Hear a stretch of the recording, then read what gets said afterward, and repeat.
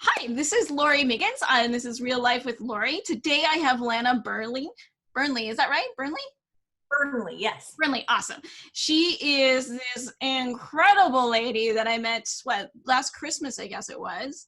And Yeah. she gave this amazing presentation um, about what she had gone through, the challenges, and how she inspired and overcome. And like, I think pretty much like if not at least 80% of the room was in tears or just moved and just sitting on like the edge of our chairs wanting more by your presentation and the amount of stuff that you've gone through, plus the successes and the achievements you've had. It's just, you hear that in like 5 lifetimes versus the one that you've led. So I'm really, really excited to have you on the show to be able to talk about you, learn some of the challenges that you want to talk about, as well as just the things that you've done to overcome, and giving our daily tip as usual. So if you don't mind, I'd like to explain a little bit about you and why you're so awesome. Oh, thank you, Laurie. That is so sweet. Sure, let's do it. All right. So Lana comes from Lana. Whoa, I'm trying to read your bio. I'm not doing so good. She comes from a family, born into a family of being the eldest of 4 children in a military family. She learned at an early age never to follow the status quo, and her parents instilled her with an insatiable drive, great work ethic, and never to settle for mediocrity. After excelling after high school, she joined the military to discovered an inner strength. She later completed her computer science studies, followed the master's into the systems development, and over the years of boredom, went back to school for cognitive psychology. After some life changes, she followed her dreams to get into her pilot's license, and then got her real estate license, where she could help families make one of the biggest decisions in their lives. Now she's continued to follow her dreams into living a life in the country, helping families through transitions in their lives. She doesn't just sell real estate or air bond, she changes lives. She's Lana Burnley, the Hope Giver. That is an incredible, incredible bio, and it explains you perfectly. So Lana, you have gone through a ton, and because I've heard you speak a couple times, I know what some of the challenges are, but would you like to explain some of your challenges that you've had in your life that have made you change and pivot your life and make you who you are? Oh, certainly, Laurie. It's been a journey, right? And that's what life is.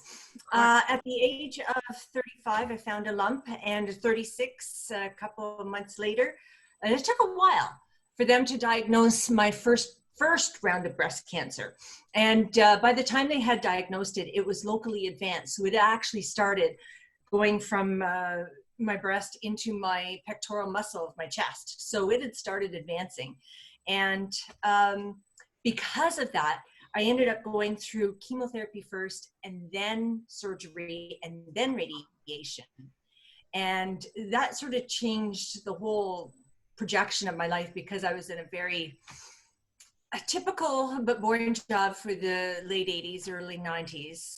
When was this? Oh no, this was 1999. That's right. I was in Y2K projects. Oh dear. For those of you watching. Yeah, I remember those, the Y2K stuff. Mm-hmm. And that led me into something that I really wanted to do, and that was help families on a more direct basis. And that led me to become a real estate agent, in which I've been an award winner ever since I started this business. And then about 10 years later, almost, when I was being discharged from the cancer center, they discovered cancer again in the same breast. Yeah.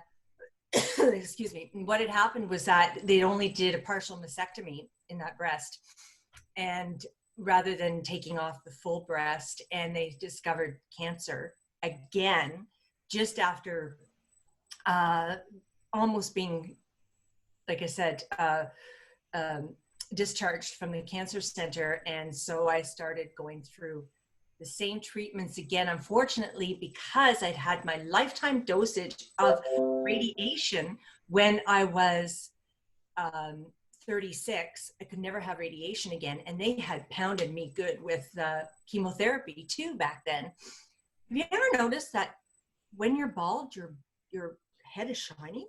It's really shiny. When you're Oh, bald. well, No, it's true. that's your personality, very shiny.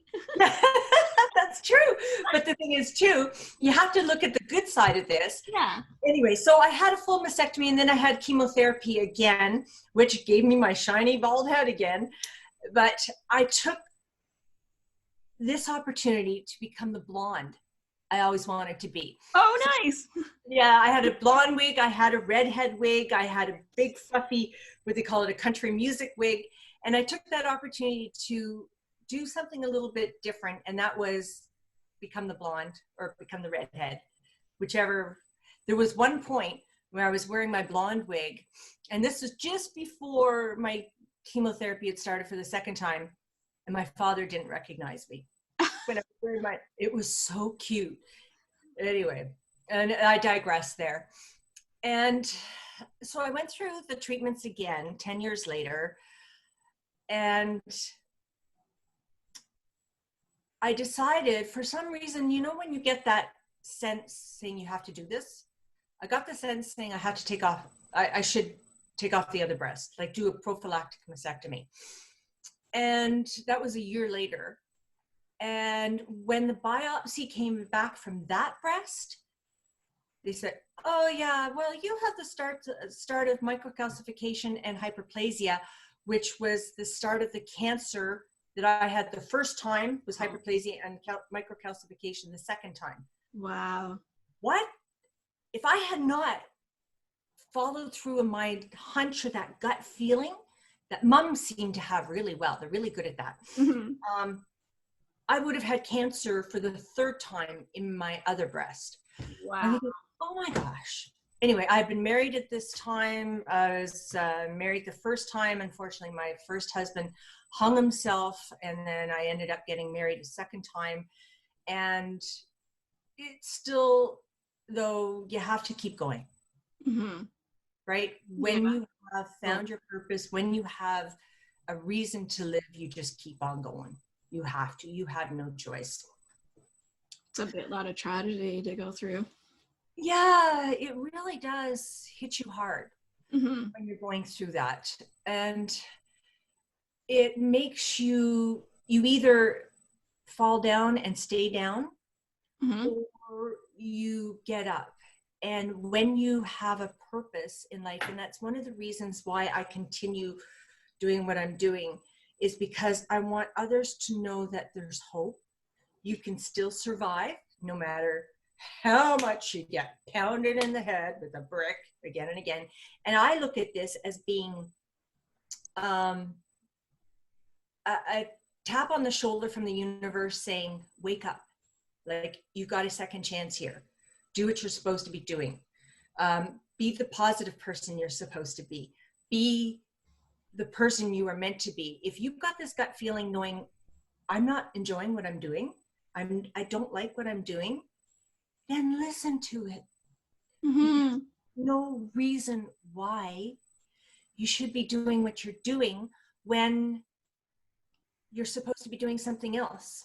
Yeah. Maybe it's the hobby you're doing on the side, for an example, Arbonne or Isogenics on the side, but you're supposed to be doing that full time because you're giving hope to people. Mm-hmm. You're giving a better life to people. You're giving a better body. And when you feel good on the inside, you're good on the outside, right? Mm-hmm. Something I did too was that when I was going through my treatments, I got up and I put on makeup and I put on a wig, and I wouldn't leave my room, my bedroom or my bathroom without feeling good and looking good on the outside. Because when I looked good on the outside and I looked in the mirror, I knew that I said, okay, I look good today, so I can go out and I can feel good. And it's a very subtle but true psychological advantage you have.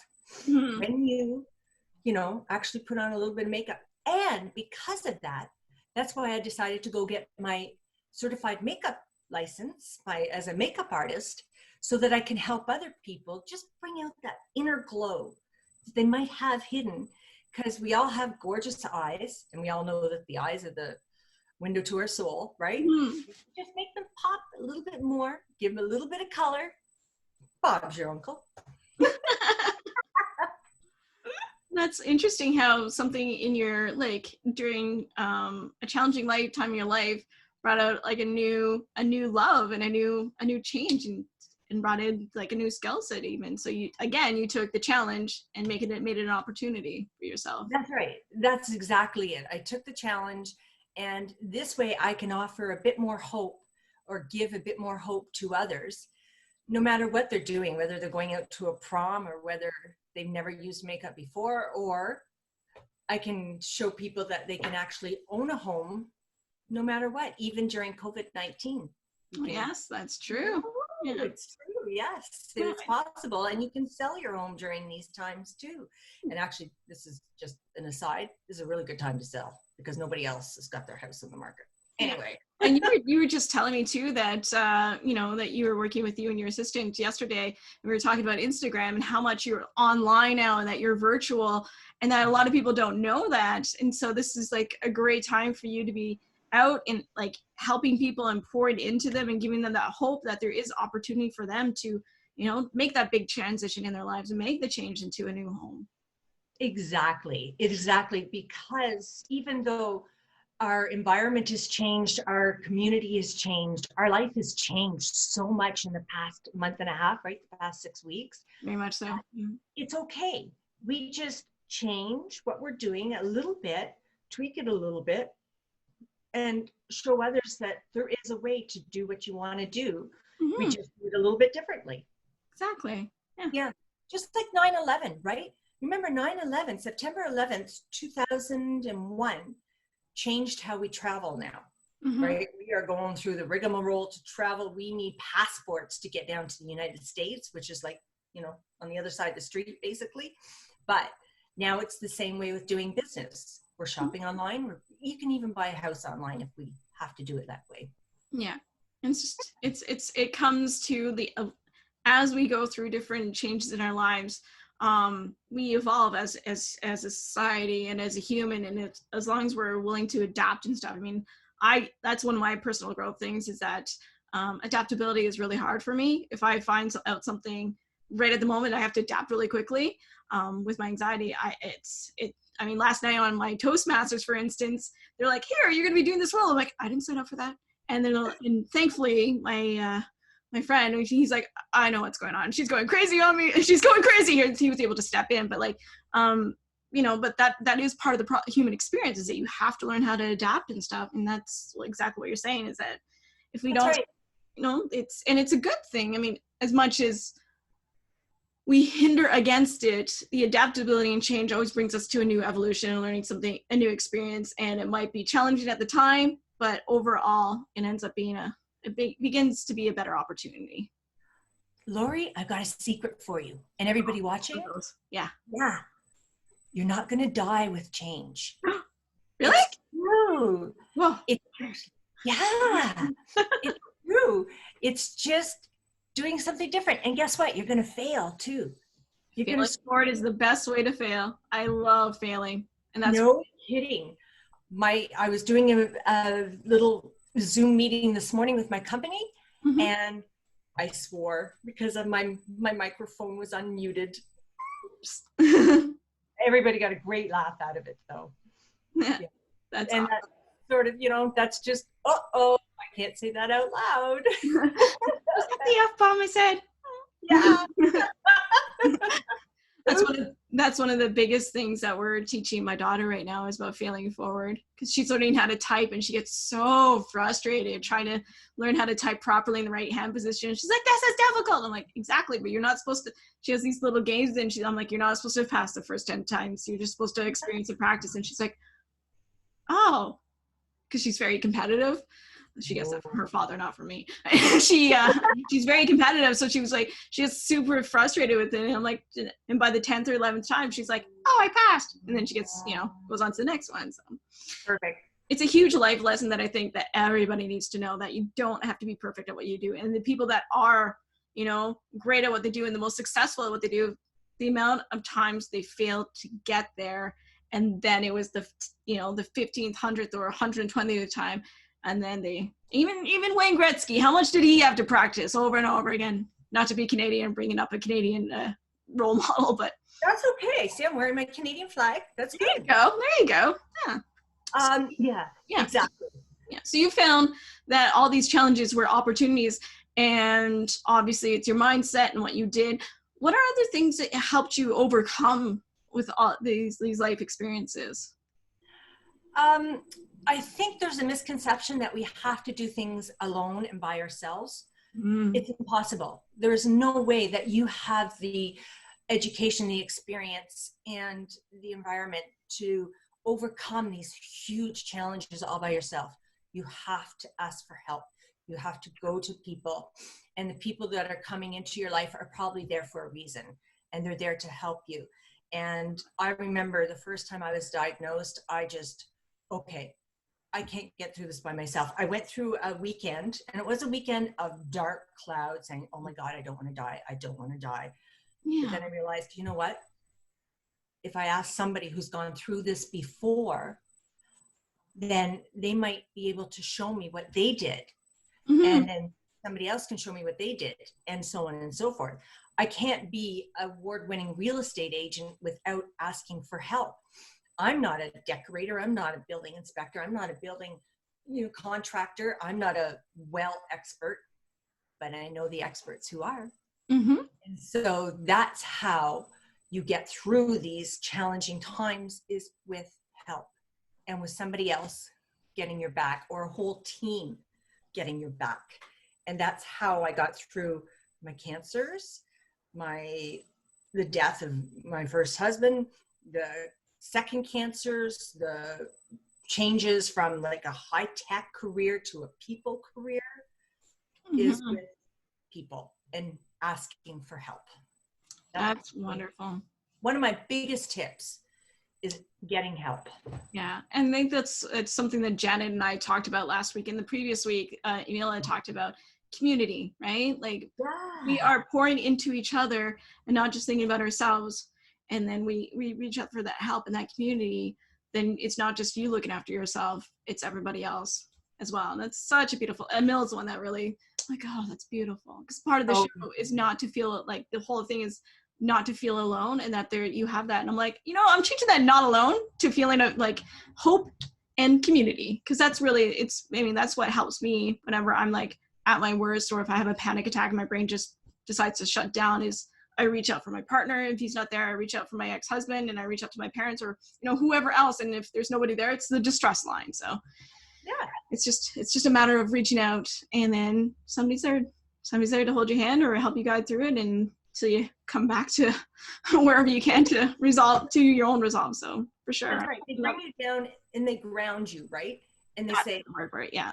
Yes. They bring you back to ground you and to realize that, okay, wait a minute, it's not the end of the world. Okay. Yeah. Deep breaths. And you know what? Something else I found is a good night's sleep. Oh my goodness, yes. Yes. 100%. 100%. That is one of the, whenever somebody asks me what I do, I'm like, I can speak to as a peer, but nutrition, sleep, and exercise. Yeah. If I might not practice those things, but I know that when I do practice those things properly, my health is usually at its highest. That's right. And you're absolutely right. And, starting to say no also. Yes. Yeah. We don't have to say yes to everything that comes across our plate. Yeah. That made a difference too. Yeah. It's one that I am personally working on myself, but like, when you have a whole slew of things going on, going, hey, do you want to work together? Do you want to do this? Do you want that? Or like, do you want to be on my podcast? And so I'm like, I got 20 hours of good stuff, good work for me in my body. So I have to prioritize these things, and there'll be, even if you say no, I guarantee a week later, there's going to be somewhere you can say yes. So the biggest fear of, the fear of being without, or like missing an opportunity, there's always going to be another opportunity. Always. Absolutely. And you got to follow your gut. Know that if you're overloaded, you say no. Yeah. Because like you said, another opportunity, a better opportunity is going to come across. Exactly. Yeah. Awesome. Yeah. So true, Lana. I love it. So what is one thing that you do daily to help you keep living a healthy lifestyle? I get up And one of the first things I say to myself, no matter how grumpy I feel, I say, today is a great day. And everything I do, I'm going to do with the confidence of a 4-year-old wearing a Batman t-shirt. I love it. I love it. That's awesome. Especially because Batman is one of the best superheroes ever. Yeah. I think I have like 4 Batman shirts in my wardrobe. What's that? Wonder Woman too. I'm a Wonder Woman fan. Oh yeah, definitely. I have we have a whole suit. We're a bunch of comic book nerds in this family. Oh. So if I'm missing a t-shirt, I guarantee that I have to just go over to my daughter's closet and I'll find my t-shirt there. So vice versa, I might steal hers as well. Go ahead. Exactly. Do it with the confidence of a 4-year-old wearing that t-shirt. Exactly. Well, thank you so much, Lana, for being on today. I really appreciate the time you took out and, going through the process. And thank you for giving me the learning opportunity of Zoom today. It's a great experience. Thank you, Laurie. This is fantastic. And I've loved chatting with you too. Yeah, well, I appreciate it. And hopefully we'll have you on the show sometime soon again. Looking forward to it. Okay, thanks. Thanks. Bye for now. Bye.